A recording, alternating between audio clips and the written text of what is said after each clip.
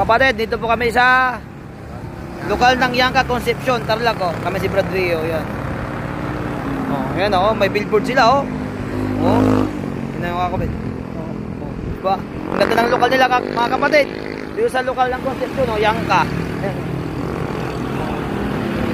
Yan oh. Hindi makita. Yan oh. MCGI Concepcion.